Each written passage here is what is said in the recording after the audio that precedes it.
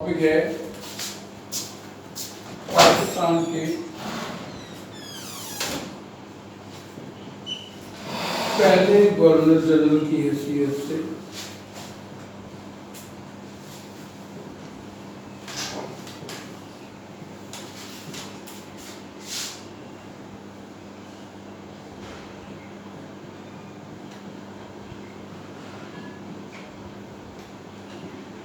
قائد اعظم کے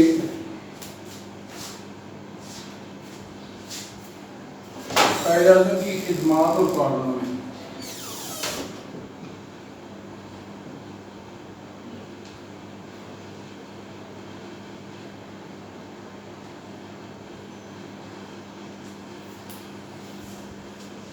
ہم یہ جانتے ہیں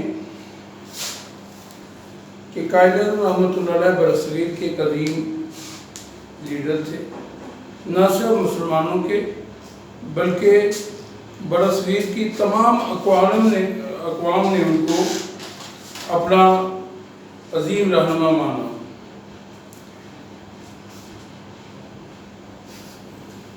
اس بات کا اعتراف وائسرائے لارڈ ماؤنٹ بیٹن نے اپنی بک میں کیا کہ اگر میں یہ جان جاتا کہ قائد اعظم محمد علی جناح صرف اور صرف 13 ماہ زندہ رہیں گے تو اس نے کہا کہ میں کبھی بھی برصغیر کو تقسیم نہیں ہونے دیتا۔ اور پھر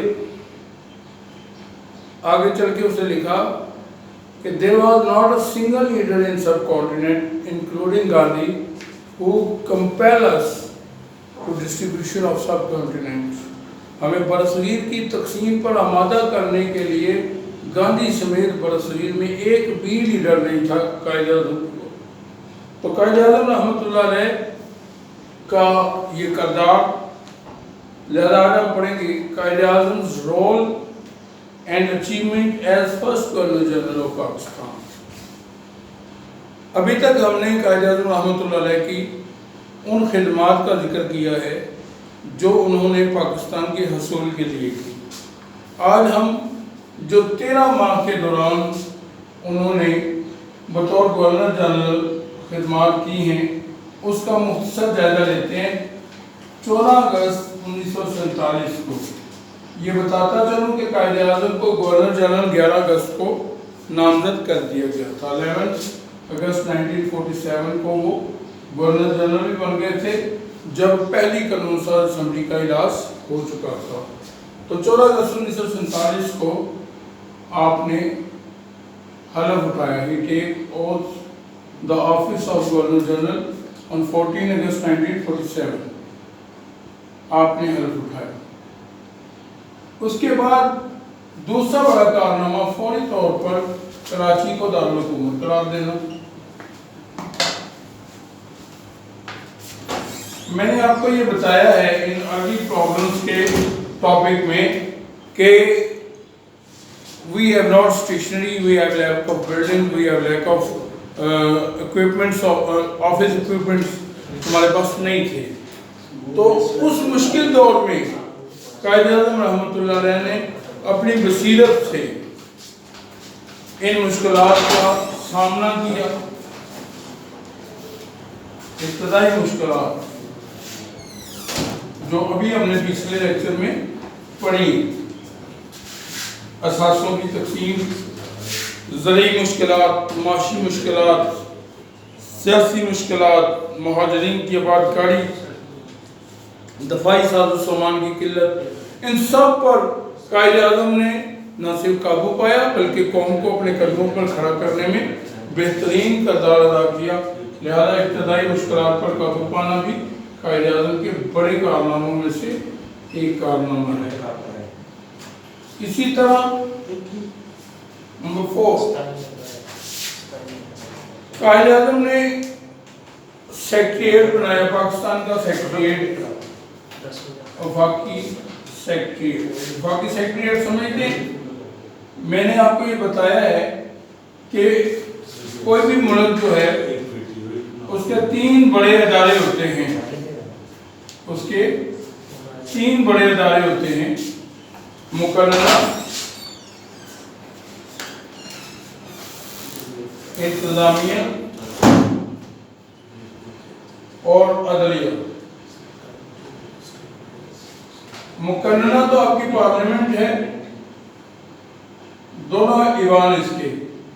انتظامیہ آپ کے بیوروکریسی ہے، یعنی کہ تمام اعلیٰ افسران جو کہ مختلف محکموں کو چلاتے ہیں اور عدلیہ کو آپ سمجھے ڈالتے ہیں. تو بیوروکریسی کے لیے سیکریٹریٹ، جہاں پر ہمارے بیوروکریٹس اور ہمارے منسٹرز بیٹھتے ہیں، ہم نے وفاقی سیکریٹریٹ بنایا. سرکاری ملازمین کو کی تربیت بھی کی، سرکاری ملازمین کی تربیت.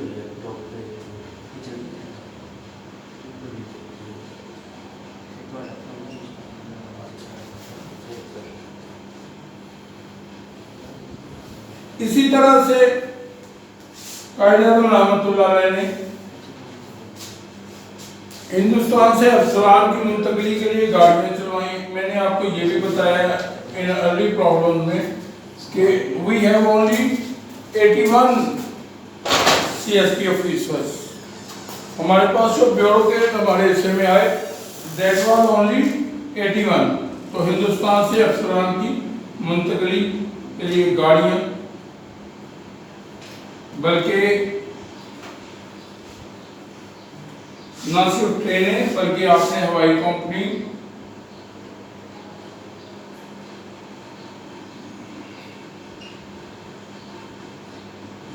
ٹاٹا ایئر لائنس، ٹاٹا اور اورینٹ، یہ دو ہوائی کمپنیوں سے معاہدہ کیا تاکہ سرکاری آفیسر جو ہیں وہاں سے بآسانی منتقل ہو سکیں. ٹھیک ہے. اس کے بعد آپ نے انتظامی ڈھانچے کی بہتری کے لیے 5 اور 6 ہوائی، آپ نے انتظامی ڈھانچے کی منتقلی کے لیے انتظامی ڈھانچہ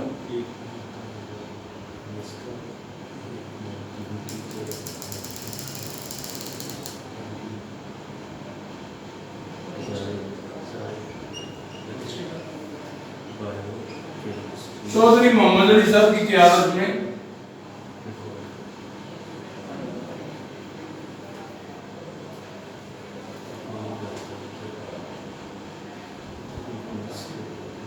انتظامی کمیٹی بھی تشکیل دی.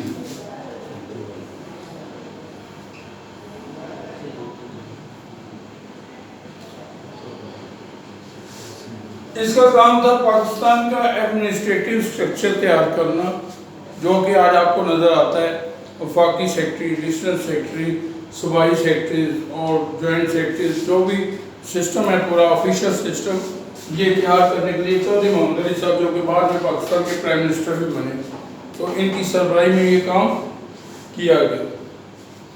اس کے ساتھ ساتھ آپ نے سول سروسز کا آغاز کیا، جو تاکہ بیوروکریٹس جو ہیں وہ جنریٹ کیے جا سکیں. سول سروسز پاکستان کے نام سے ایک ادارہ بنایا جو آج بھی موجود ہے لاہور میں. اس کی اکیڈمی موجود ہے مالپور اور بالٹن میں. تو سول سروسز پاکستان کا قیام یہ آپ کا ایک بڑا کارنامہ تھا، اور یہ بھی چودھری محمد علی صاحب کی سربراہی میں سٹارٹ کیا گیا. اور اس کے بعد آپ نے اکاؤنٹس اور فارن سروس کا بھی آغاز کیا.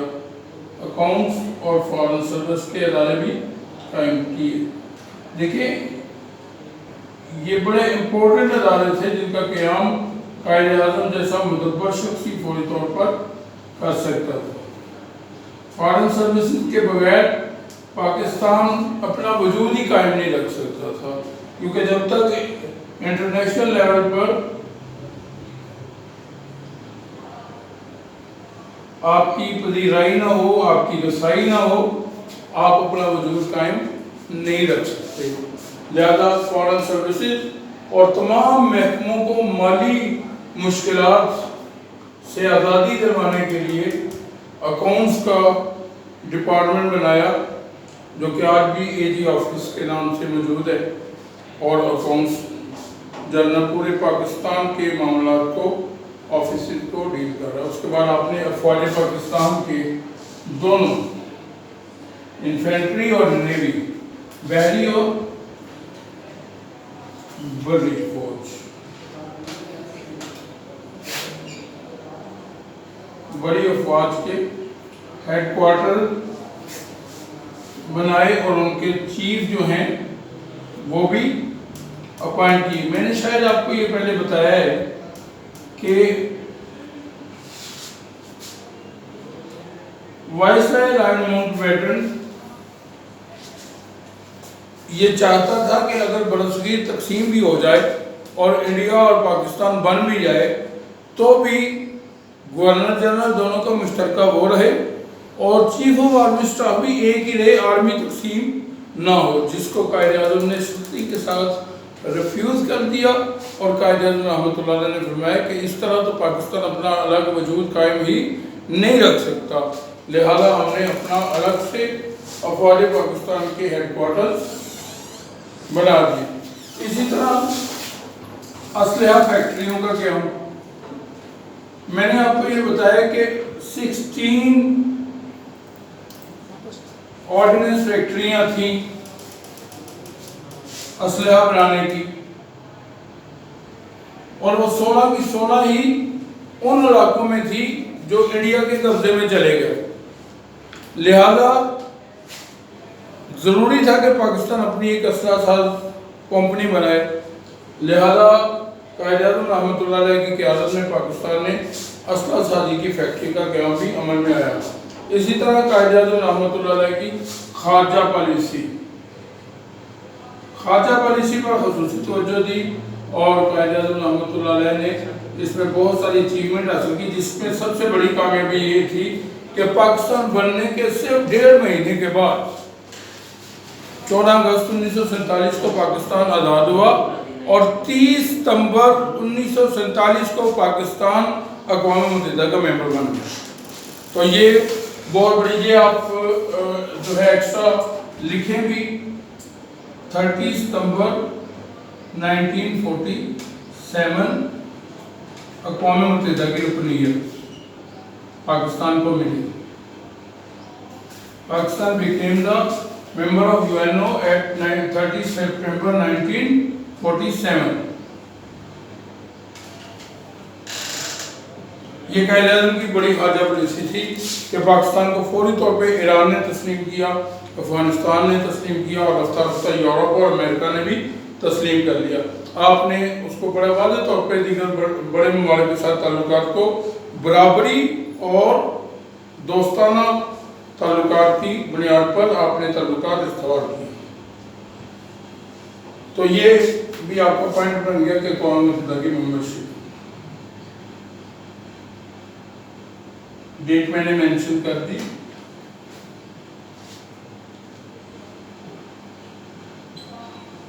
نیکسٹ پوائنٹ، 14 پوائنٹ، قیام پاکستان کے بعد سب سے بڑا کام قائد اعظم کا تعلیمی کانفرنس کا انعقاد۔ ایم سی کیوز کے طور پر لکھیں، تعلیم پر خصوصی توجہ دی۔ قائد اعظم رحمۃ اللہ علیہ ہمیشہ طالب علموں کو پاکستان کا ہراول دستہ، فرنٹ رو میں لڑنے والے مجاہدین سمجھتے تھے، اس لیے آپ نے یہ بہت بڑا کارنامہ کیا کہ 1947 میں اگرچہ نساجی طبیعت کی وجہ سے آپ اس میں شرکت نہیں کر سکے تھے، مگر آپ کا میسج وہاں پر پڑھ کر سنایا گیا، جو کہ سنہری حروف سے لکھنے کے قابل ہے۔ اسی طرح آپ یہ چاہتے تھے کہ پاکستان میں دی جانے والی تعلیم کا محور انسانیت کی خدمت کے لیے نوجوانوں کو تیار کرنا ہے۔ آپ یہ سمجھتے تھے کہ نوجوان جب تک جدید علوم سے رابطہ نہیں ہوں گے تب تک پاکستان ترقی کی بنیاد طے نہیں کر سکتا۔ اس کے بعد سب سے بڑا جو ان کا کارنامہ ہے، خرابی صحت کے باوجود آپ کے وہ 3 اصول جو آپ نے اس قوم کو دیے، اتحاد، یقین محکم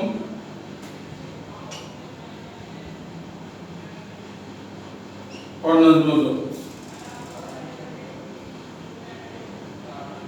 آپ نے کام کام اور بس کام کا نعرہ بھی لگایا اور اپنی ساری زندگی اسی اصول کے تحت بسر کر دی، اور حتیٰ کہ خرابی صحت کے باوجود آپ نے اتنی محنت کی کہ آپ کی صحت بگڑ گئی، اور وقت کے ساتھ ساتھ آپ اس قدر لاغر اور کمزور ہو گئے کہ آپ کو زندگی کے آخری ایام میں زیارت ریزیڈنسی میں قیام پذیر ہونا پڑا۔